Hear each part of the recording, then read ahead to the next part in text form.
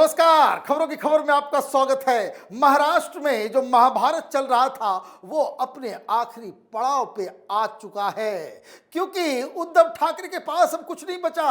और आज supreme court में जो सुनवाई हुई, इस दौरान Chief Justice of India Justice Ramana ने जो जो बातें कही, जो कमेंट किया गया, उससे अघाड़ी गैंग के अंदर खलबली मची हुई है। उद्धव ठाकरे के होश फाकते हो चुके हैं। उनको समझ में आ गया है कि we is fighting a lost battle.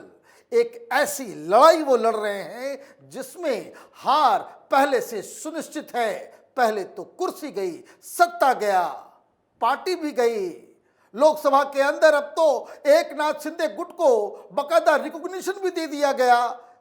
Election commission अब किसी भी वक्त एकनाथ शिंदे को शिवसेना का चुनाव चिन्ह सौंपने वाला है, क्योंकि जिस हिसाब से ये केस सुप्रीम कोर्ट में चल रहा है, जो उद्धव ठाकरे का आखिरी मकाम है, कि उन्हें लग रहा था कि सब कुछ जाने के बाद आखिरी आसरा, आखिरी रास्ता सुप्रीम कोर्ट होगा। लेकिन सुप्रीम कोर्ट में आज चीफ जस्टिस ऑफ इंडिया ने जिस तरह की बातें और जो फरमान जारी किया है, उसे समझना बहुत ही जरूरी है।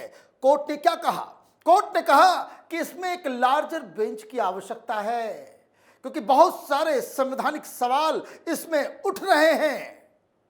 इसमें कोई टाइम की आवश्यकता नहीं है। बड़ा सवाल आपने खड़ा कर दिया है और इसलिए 1 तारीख को तय करेंगे, मतलब 1 अगस्त को अगली सुनवाई होगी और 27 तारीख तक सभी पक्षों को अपने तरफ से हलफनामा दायर करने के लिए कहा गया है। लेकिन सवाल यह उठता है कि चीफ जस्टिस ने ऐसी बात क्यों कही कि इसके लिए लार्जर बेंच की आवश्यकता है। 5-5 जज सुनेंगे इसको। तो आज कोर्ट के में जो बहस, जो जिरह हुई, उसके दौरान ही इसका पूरा जो कहते खाका मिलता है। कोर्ट ने क्या कहा? चीफ जस्टिस ने कहा, Does minority in party have right to dissolve appointments made by majority? These have to be decided. ये यक्ष प्रश्न चीफ जस्टिस ऑफ इंडिया ने उछाला है कि क्या किसी पार्टी के अंदर कोई माइनॉरिटी ग्रुप हो, वो मेजॉरिटी के फैसले को पलट सकता है। मतलब ये कि एकनाथ शिंदे के पास मेजॉरिटी है, वही तय कर रहे हैं कि विप कौन होगा, पार्टी लाइन क्या होगी, मुख्यमंत्री कौन होगा, मंत्री कौन होगा। क्या उस मेजॉरिटी के फैसले को पार्टी के अंदर कुछ लोग जो माइनॉरिटी में हैं वो पलट सकते हैं, हाँ या नहीं? ये सवाल चीफ जस्टिस की तरफ से पूछा जाना ही उद्धव ठाकरे के ऊपर एक वज्रपात के जैसा है। और सिर्फ यही बात नहीं हुई है, कोर्ट के अंदर चीफ जस्टिस के कई सारे बयान मैं लेकर के आया हूं और एक एक बयान आप सुनेंगे, आपको समझ में आ जाएगा कि सुप्रीम कोर्ट में क्या फैसला होने वाला है। चीफ जस्टिस ने कहा, removing of leader of legislative party is within the domain of political party. Majority of members have the right to elect the leader and in the case of any dispute speaker has to verify.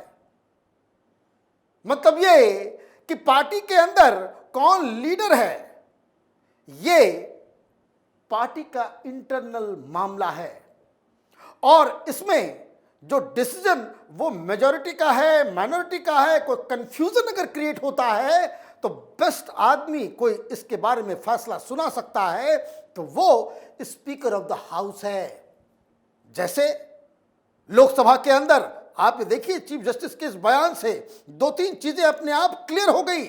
जैसे लोकसभा के अंदर 12 सांसदों के साथ speaker साहब के पास पहुंचा गया।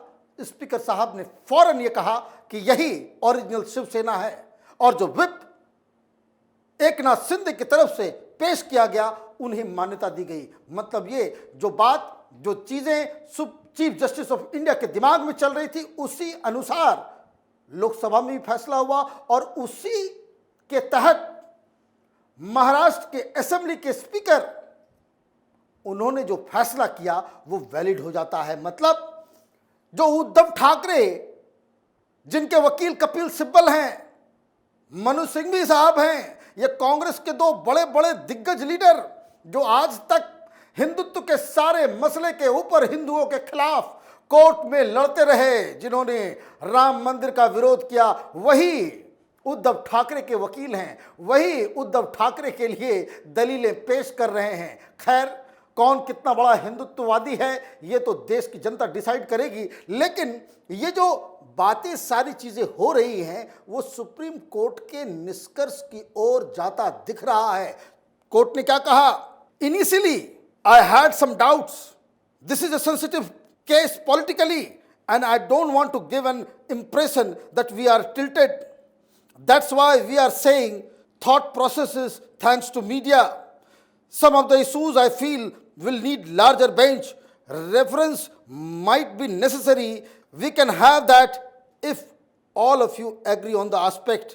लेकिन इसके बाद जो उन्होंने कहा, what if a CM does not enjoy confidence of his party despite being the leader of legislative assembly। उन्होंने कहा कि देखिए ये मसला तो शिवसेना के अंदर का है और बहुत ही पॉलिटिकली सेंसिटिव है, और सुप्रीम कोर्ट और चीफ जस्टिस ये कह रहे हैं कि हम ऐसा प्रतीत नहीं होना चाहते कि लोग कहें कि भाई ये बायस्ड हैं, ये टिल्टेड हैं। अगर आप लोग चाहें तो लार्जर बेंच के ऊपर हम इसको डिस्कस कर सकते हैं। क्यों? क्योंकि कई सारी चीजें ऐसी हैं इसमें जो दल बदल कानून के तहत वो आती नहीं है।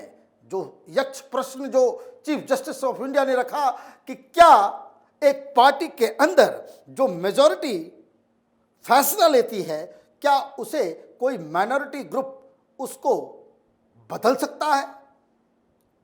एक और बड़ा सवाल जो चीफ जस्टिस ने पूछ दिया कि what if a CM does not enjoy confidence of his party despite being leader in legislative assembly. ऐसी स्थिति में क्या होगा कि अगर कोई लीडर, मुख्यमंत्री अपनी ही पार्टी में उसको बहुमत का समर्थन नहीं है, ऐसे केस में क्या होना चाहिए? और ये सवाल है जो कौंधेगा उद्धव ठाकरे को। क्यों? क्योंकि चीफ जस्टिस ने तो अपनी बात कह दी, सवाल पूछ डाला उद्धव ठाकरे से कि भाई आप मुख्यमंत्री बनना चाहते थे, मुख्यमंत्री बने रहना चाहते हो, सरकार आपको चाहिए, किस बात के लिए? आपके पास तो 54 में से 14 सिर्फ विधायक आपके साथ हैं, तो ये किस तरीके से चलेगा? चूंकि इस तरह की बातें कानून में लिखित रूप में मौजूद नहीं है, तो ये कानून दरअसल उसको समझने और समझाने के लिए कि क्या न्याय होना चाहिए, संवैधानिक प्रक्रिया क्या होनी चाहिए, इस बात के लिए 5 जजेस वाली बेंच की आवश्यकता पड़ेगी। हम इसके अंदर नहीं जाना चाहते कि शिवसेना के अंदर क्या हुआ, लेकिन एक थ्योरेटिकल सवाल, एक न्याय प्रक्रिया, एक संवैधानिक तरीका क्या होना चाहिए कि अगर पार्टी के अंदर मेजॉरिटी ये कह रही हो कि हमारा नेता उद्धव ठाकरे नहीं बल्कि एकनाथ शिंदे है, तो क्या इस मेजॉरिटी के अधिकार के ऊपर बुलडोजर चलाया जा सकता है? यही एक बड़ा प्रश्न है। चूंकि उद्धव ठाकरे के पास मेजॉरिटी नहीं है, इसलिए सुप्रीम कोर्ट का जो फैसला होगा ये इनके बयानों से साफ साफ नजर आ रहा है कि एकनाथ शिंदे सब कुछ अपने साथ लेके चले जाएंगे और उद्धव ठाकरे के पास कुछ नहीं बचेगा। न पार्टी सिंबल, न पार्टी संगठन, न सरकार, न विधायक, न सांसद। क्यों? क्योंकि फिर एकनाथ शिंदे के द्वारा जो विप जो बनाए गए हैं उनकी ही चाबुक से ये पूरी की पूरी शिवसेना चलेगी।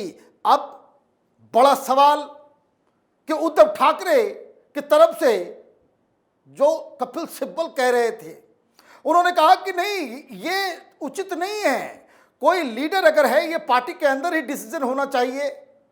तो सबसे बड़ा सवाल यही उठता है कि हिंदुस्तान में क्या पार्टियां अपनी मनमर्जी से काम करेंगी? पार्टी के अंदर कोई इंटरनल डेमोक्रेसी नहीं होगा। पारिवारिक पार्टियों को जो आज सुप्रीम कोर्ट से झटका लगा है उससे उनकी नींद उड़ गई होगी। क्यों?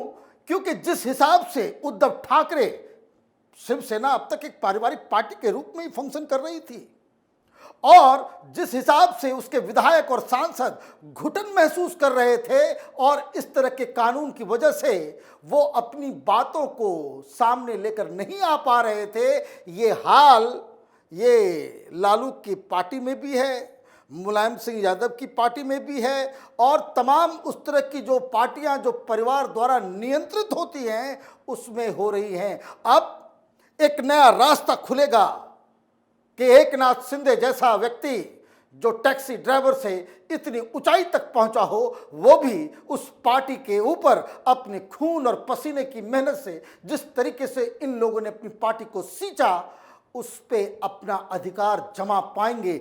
यही सुप्रीम कोर्ट का इशारा है और ये 5 जजेस वाली बेंच जब आएगी और ये सवाल को एड्रेस करेगी कि क्या पार्टी के अंदर 4-5 लोगों की, एक परिवार के 4-5 लोगों की बात चलेगी या फिर मेजॉरिटी की बात चलेगी, इस पे फैसला होने वाला है। इसलिए ये जो आज हिंदुस्तान में सुप्रीम कोर्ट में चीफ जस्टिस ने जो बातें कही है वो ऐतिहासिक मसला होने जा रहा है। हिंदुस्तान में ये पारिवारिक पॉलिटिकल पार्टीज जो हैं, जो परिवारवाद है, वंशवाद है, इसका जहर उसकी धुलाई का वक्त आ गया है। हमारी नज़र तमाम खबर पे बनी हुई है। आप देखते रहिए कैपिटल टीवी। हमारे वीडियोस को लाइक कीजिए, शेयर कीजिए और हमारे चैनल को सब्सक्राइब कीजिए। धन्यवाद।